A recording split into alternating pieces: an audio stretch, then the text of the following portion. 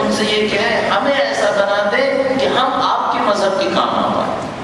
ہم آپ کی فکر کے کام آ پائیں۔ یہ پائیدار چیز ہے، کیونکہ ہمیں اہل بیت سے رشتہ صرف یہاں نہیں جوڑنا ہے، یہ بہت چھوٹی زندگی ہے۔ ہمیں اہل بیت سے رشتہ یہاں سے نکلنے کے بعد جوڑنا ہے۔ یہاں پر جو ہمارا رشتہ ہے یہ اس صورت میں کارآمد ہے کہ وہاں پر وہ رشتہ قائم رہے۔ مثال کے طور پر فرض فرمائیے آج میرا رشتہ ہے، آپ کا اور ہمارا اہل بیت اطہار سے ایک تعلق جڑا ہوا ہے۔ یہ تعلق اس صورت میں کارآمد ہے کہ یہ شکل اول قبر بھی باقی رہے۔ پھر جب میں قبر میں اتروں اور اپنی قبر میں پہنچ جاؤں تب مجھے پتا چلے کہ وہ تعلق رہا ہے یا نہیں رہا ہے، وہ اہم ہے۔ آج میں نے کہا کہ میں اہل بیت کا ماننے والا ہوں، چلو بات صحیح ہے، لیکن یہ کب کارآمد ہے؟ یہ اس وقت کارآمد ہے کہ کل جب میں قبر میں اتارا جاؤں تو فرشتے کہیں کہ یہ اہل بیت کا ماننے والا آیا ہے، وہ اس بات کو قبول کریں، خود اہل بیت قبول کریں کہ ہاں یہ ہمارا ماننے والا ہے۔ اچھا یہ دنیا میں بھی ہو سکتا ہے، دنیا میں اس بات کی گارنٹی مل سکتی ہے کہ وہ یہ قبول کر چکے ہوں کہ ہم ان کے ماننے والے ہیں، اس کے لیے ہمیں ظاہر محنت کرنی پڑے گی۔ امام خمینی کے جو علم اخلاق کے استاد تھے آیت اللہ مرزا جواد ملکی تبریزی، ان کے فرزند، میں نے پہلے عرض کیا آپ کی خدمت میں یہ واقعہ، ان کے فرزند ایک دفعہ اپنے والد کو خواب سناتے ہیں، کہتے ہیں کہ بابا میں نے خواب دیکھا۔ پوچھا کیا خواب میں دیکھا؟ کہنے کا میں خواب، فرمایا انہوں نے، کہنے کی کہ میں نے خواب میں دیکھا کہ میں آیت الکرسی پڑھ رہا ہوں، بیوی تشریف لائی ہیں اور انہوں نے کہا ہے کہ میرے بیٹے صحیح یہ ہے، اس طرح سے پڑھو۔ کتنی فضیلت ہے کہ بیوی خواب میں آئے اور کسی بچے کو اپنا بیٹا خطاب کرنا، کتنی بڑی فضیلت ہونی چاہیے۔ گویا وہ تائید جو مرنے کے بعد ملنی تھی انہوں نے اپنی زندگی میں نثار کر دی اور زندگی میں فرما دیا کہ یہ بچہ ہماری فرزندگی میں ہے، ہم اسے قبول کرتے ہیں۔ یہ ہم لوگ دنیا میں بھی لے سکتے ہیں،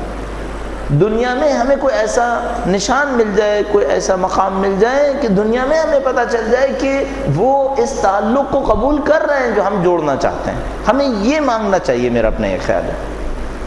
کہ ہم ان سے یہ کہیں کہ ہم اس دنیا میں آپ کے ماننے والے ہیں، اس دنیا میں جب اٹھیں تو آپ کے چاہنے والے بن کر اٹھا دیے جائیں۔ اس کے لیے ہمیں ایثار کرنا پڑے گا، اس کے لیے ہمیں محنت کرنی پڑے گی، وہ محنت اور ایثار بھی ان سے طلب کرنا ہے۔ اب ممکن ہے کوئی یہ سوچے کہ بھائی ہم تو کرنا چاہتے ہیں، ہم میں ہمت کی کمی ہے، ہمیں ہمت نہیں ہے، وہ ہمت بھی ان سے طلب کریں۔ جو کچھ بھی کمی دیکھ رہے ہیں اس راستے کے اندر وہ سب کا سب اہل بیت سے توسل سے طلب کرنا شروع کر دیں، اور اگر ہم اس کام کے اندر کامیاب ہو گئے تو پھر ہماری زندگی اس جگہ پر پہنچ جائے کہ ان کے ماننے والے کہنا ہے، ان کی خدمت گزار کہنا ہے۔ اور میں تھوڑا سا یہ سوچتا ہوں، ہم لوگ اتنی بڑی تعداد میں ہیں، اگر ہم واقعاً ان کے دین، ان کے فکر، ان کے مذہب کے خادم بن جائیں، اس مذہب کو کتنی تیزی سے آگے بڑھ جانا چاہیے تھا، اس کے کتنے جانثار ہونے چاہیے۔ آج بی بی کے نام کے بحمدللہ رب العالمین اتنے جانثار ہیں، واقعاً سچے جانثار ہیں۔ ایسا نہیں کہ مثلا جو عمل کے اندر نظر نہیں آ رہا کہ اچھا آدمی ہے، وہ مثلا عمل کے حساب سے اچھا نہیں ہے تو یہ جانثار نہیں ہے۔ ممکن ہے جانثار ہو، خود سمجھ نہیں پا رہا مجھے کرنا کیا ہے۔ اتنے جانثاروں کے ہوتے ہوئے اس دین و مذہب اور فکر کو بہت تیزی سے آگے بڑھنا چاہیے، اور بحمدللہ ان کے جانثار ثابت کر رہے ہیں دنیا کے مختلف مقامات کے اندر، ان کے جانثاروں نے ثابت کیا ہے کہ دیکھو کس طریقے سے کام کیا ہے۔ ہمیں یہاں پر اس کام کو کر لینا چاہیے۔ تو بحمدللہ میں اور آپ سب یہاں موجود ہیں، ان کے ماننے والے ہیں، ان کے چاہنے والے ہیں، اس چاہت کے اندر دن و رات بھی نہیں پہچانتے کہ اگر ہمیں یہ اندازہ ہو جائے کہ ان کی چاہت یہ ہے کہ آج جاگنا ہے تو جاگیں گے، اگر ان کی چاہت یہ ہے کہ وقت دینا ہے تو وقت دیں گے، اس چاہت میں ان سے نوکری طلب کریں کہ بھی ہمیں اس دنیا نہیں چاہیے، ہماری زندگی 50 سال ہو، 60 سال ہو، 70 سال ہو، یہ بھی نہیں چاہیے یہ ہے کہ ایک لمحہ بھی باقی ہو آپ کی خدمت کے اندر کہیں نہ کہیں حاصل ہو جائے۔ اگر ایسا ہو گیا دنیا اور آخرت میں ہم اہل بیت کے ساتھ ہیں۔ ابھی کچھ دن پہلے ایک جگہ پڑھ رہا تھا، میں نے آپ کی خدمت میں شاید پہلے عرض کیا، محمد حسین طباطبائی جو صاحب المیزان ہیں، ان کے بھائی محمد حسن طباطبائی بہت اہل معنویت تھے۔ وہ کہیں سے ارتباط کر پائے تھے کچھ مرحومین کے ساتھ، نہیں معلوم کس طریقے سے، تو انہوں نے کچھ مرحومین کے ساتھ ارتباط کیا اور کچھ علماء سے بھی رابطہ کرتے تھے، ان سے اپنی مشکلات کو حل کر لیا کرتے تھے، اس حد تک معنویت حاصل کر چکے تھے۔ مثلا ابو علی سینا سے کئی دفعہ رابطہ کیا اور ان سے کچھ مشکلات کو حل کروایا۔ اس کے بعد ان کے ذہن میں آیا کہ سید ابن طاؤس سے رابطہ کریں۔ سید ابن طاؤس 6 صدی ہجرہ کے گراں قدر عالم، بہت احترام سید ابن طاؤس کا، عجیب و غریب احترام ہے تمام علماء شیعہ کے اندر۔ شاید علم و فضل میں سر فہرست شہید ثانی کو سمجھا جاتا ہے، اور تقویٰ اور پرہیزگاری میں شاید ابن طاؤس سے بڑھ کر کوئی نہیں ہوگا۔ شاید کہنے لگے کہ جب ہم نے سید ابن طاؤس کی روح سے رابطہ برقرار کرنے کی کوشش کی تو ہمیں پتہ چلا کہ ابن طاؤس سے رابطہ نہیں ہو سکتا، چونکہ ان کی روح صرف خدمت امیر المومنین پر معمور ہوئی ہے۔ نہیں معلوم یہ کیا مقام ہے، نہیں یہ معلوم یہ کیا منصب ہے کہ سید ابن طاؤس نے زندگی میں امیر المومنین کی اتنی خدمت کی کہ ان کی روح امیر المومنین کی خدمت پر معمور ہوئی ہے۔ نہیں معلوم کس قسم کی چیزیں ہیں، اور چونکہ ہم لوگوں کو سمجھ میں نہیں آتا، لہذا ہم صرف یہی کہہ سکتے ہیں کہ خدا نہیں معلوم یہ کون سے مقامات ہیں، کس قسم کی چیزیں ہیں، لیکن ہمیں کچھ نہ کچھ اس کا مزہ ضرور چکھا دے، ایسا نہ ہو کہ ہم محروم اس دنیا سے چلے جائیں۔ دیکھیے ہم اور آپ الحمدللہ اس صدی کے اندر بہت سارے حقائق کو نشانیوں کی حد میں جان پا رہے ہیں۔ مثلا یہ جو آیت اللہ بہجت کا معاملہ تھا، آیت اللہ بہجت کے ذریعے سے پوری دنیا میں ایک معنویت کی لہر دوڑی ان کے چاہنے والوں کے اندر۔ ہم اور آپ نہ ان کو دیکھ پائے مثال کے طور پر، نہ ان کے ساتھ اٹھے بیٹھے، کچھ بھی نہیں، لیکن یہ سمجھ پا رہے ہیں کہ اہل بیت کی کوئی معنویت، دی ہوئی معنویت آیت اللہ بہجت کے اندر تھی۔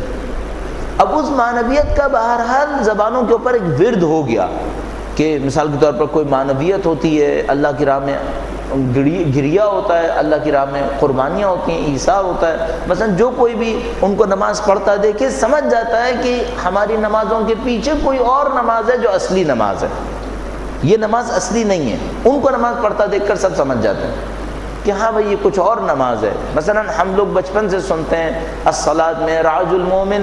نماز مومن کی معراج ہے، ہمیں کوئی معراج نہیں ملی، لیکن جب ان کو نماز پڑھتا دیکھتے ہیں تو سمجھ جاتے ہیں کہ ہاں یہ نماز بھی کوئی معراج ہے جو ان کو مل رہی ہے۔ کہ مثلا جب وہ کہتے ہیں ایاک نعبد و ایاک نستعین، تو نہیں معلوم وہ آواز کن گہرائیوں سے نکل رہی ہوتی ہے، عجیب و غریب ایک لہجے کے ساتھ، تو سمجھ میں آتا ہے کہ ہاں مثلا یہ کسی مقام اور منصب پہ پہنچ گئے ہیں، گویا اپنی کسی معراج پر پہنچے ہوئے ہیں، اس کو دیکھ کر اتنا گریا کر رہے ہیں۔ ہم اچھے دور کے اندر زندگی گزار رہے ہیں کہ ہمیں معنویت کے کچھ نہ کچھ علائم دریافت ہو رہے ہیں، سمجھ میں آ رہے ہیں۔ اب ہمیں یہ کرنا ہوگا کہ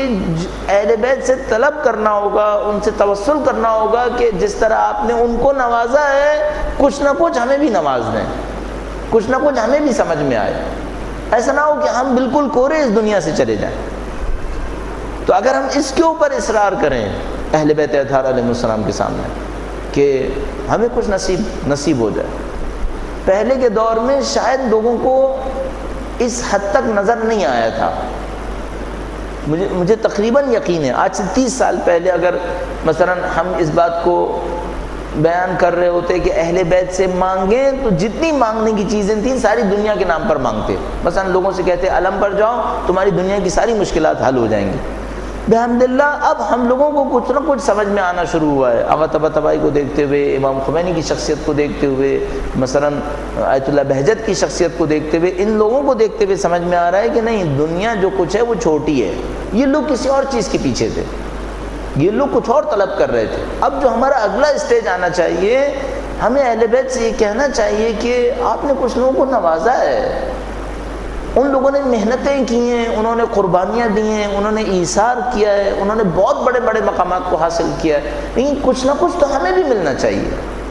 اس کو طلب کرنے کی کوشش کریں۔ اور میں آپ کو گارنٹی سے عرض کر رہا ہوں کہ مثلا اگر ایک آیت اللہ بہجت پوری دنیا کے اندر معنویت کی لہر ایجاد کر سکتے ہیں، تو اگر میری اور آپ کی نسل کے اندر بہجت کا 10% بھی نکل آیا تو ہم نے کے لیے بہت ہے، پھر ہماری نسلوں کے لیے کافی ہے۔ یہ وہ چیزیں جو ہمیں طلب کر لینی چاہیے۔ البتہ ظاہر ہے مفت کی طلب نہیں ہو سکتی ہے، اس طلب کے پیچھے ایثار کرنا پڑے گا، اس طلب کے پیچھے دنیا قربان کرنی پڑے گی۔ جس طرح اس عظیم الشان شخصیت نے قربان کیا کہ یہ لوگ جب درک کر لیتے ہیں کوئی چیز تو ان کے لیے قربان کرنا بھی آسان ہو جاتا ہے۔ ہم لوگ کے ساتھ ایک اور مشکل بھی ہے، ایک آدمی روشنائی میں چل رہا ہے، نورانیت میں چل رہا ہے، اس کے لیے تشخیص دینا آسان ہے کون سی چیز اچھی ہے کون سی بری ہے۔ ایک آدمی اندھیرے میں چل رہا ہے، اسے کچھ سمجھ میں نہیں آتا کون سی چیز اچھی ہے کون سی بری ہے۔ ہم گویا اس مانوی دنیا کے حساب سے اندھیرے میں گھوم رہے ہیں، ہمیں سمجھ میں نہیں آ پا رہا، کنونس بھی نہیں ہو پاتے۔ مثلا وہ جو معنویت کے اتنے بڑے سائے میں چل رہے ہیں، نورانیت میں چل رہے ہیں، اس کو دیکھ کر سمجھ میں آ جاتا ہے کہ بھائی یہ اٹھانے والی چیز ہے وہ اٹھا لیتے ہیں، یہ چھوڑنے والی چیز ہے وہ چھوڑ دیتے ہیں، ہمیں سمجھ میں بھی نہیں آتا۔ اگر ان کو کسی دولت کے پیچھے زہر نظر آ رہا ہے تو وہ مطمئن ہو کر اس دولت کو چھوڑ دیتے ہیں، ہاتھ ہی نہیں لگاتے۔ ہمیں تو نظر نہیں آ رہا تو ہمیں چھوڑنا مشکل ہو جاتا ہے، ہم نے بہت لڑائی کرنی پڑتی ہے اپنے آپ سے کہ ہم کیسے چھوڑیں، وہ آسانی سے چھوڑ دیتے ہیں۔ تو ہمیں یہ بھی طلب کرنا پڑے گا کہ خدایا جس طرح تو نے ان کو اس جگہ پہ پہنچا دیا کہ ان کے لیے دنیا چھوڑنا آسان ہو گیا، ان کے لیے آخرت کے پیچھے جانا آسان ہو گیا، ہم لوگوں کے ساتھ بھی کچھ ایسا ہو جائے تاکہ ہمیں یہ جو روزانہ کی جنگ ہے اس روزانہ کی جنگ سے کچھ نجات مل جائے، ہم دل مطمئن ہو کر کام کر سکیں جس طرح وہ لوگ مطمئن نظر آتے ہیں۔ آج ہم لوگ اگر کوئی ایک گناہ چھوڑ رہے ہوتے ہیں دل کے اندر کمزوری احساس کر رہے ہوتے ہیں کہ پتہ نہیں ہم کچھ چھوڑ دیا، دوسرے لوگ مزے میں ہیں ہم مزے میں نہیں ہیں، وہ لوگ کتنے مزے میں ہیں، کتنے مطمئن، ان میں سے کوئی پریشان نہیں ہے، ان میں سے کوئی مضطرب نہیں ہے، ان میں سے کسی کو افسوس نہیں ہے، یہ لوگ کتنے عجیب مقام کے اوپر پہنچے ہوئے ہیں۔ ہمیں یہ طلب کر لینا چاہیے اہل بیت اطہار علیہ السلام سے، بس بیوی کے نام پہ طلب کریں اور ان چیزوں کو طلب کریں تاکہ ہماری اور آپ کی زندگی اس راستے کے اوپر چل نکلے جس پر وہ چاہتے تھے کہ چلے۔